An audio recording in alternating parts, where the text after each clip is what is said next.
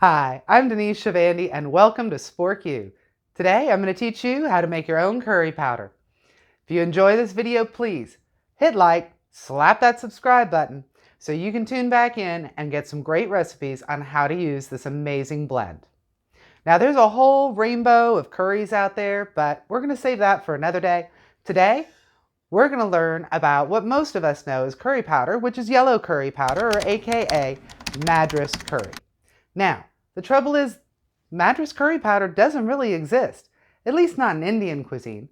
It was really created as a shortcut for the British to be able to go home and make their own curries. So you can buy curry powder at the store, but when you grind your own, you're going to wind up with a complete flavor bomb, and it's going to make a world of difference. So let's get started. We're going to use some whole cloves, cardamom pods. Be sure to take the seeds out of the pods before you grind them. Coriander seed, cumin seed, mustard seeds, fenugreek, turmeric, black peppercorns, and a little bit of Thai chilies for some added heat. We're going to put all those spices into our electric coffee grinder. Now, don't use that one for your morning cup of joe. I have a dedicated spice grinder just for grinding the spices. And grind it until it's in a fine powder. Now, why are we using all these whole spices?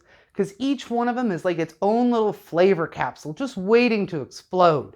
Now, once we grind them, they lose their flavor a lot more quickly. So, once we grind this up, you'll want to store it in an airtight container just up to about a month so it stays nice and fresh and vibrant. Stay tuned because I'll be sharing recipes on how to use your new curry blend. So if you enjoyed this video, click like, slap that subscribe button, and I'll see you at Spork U.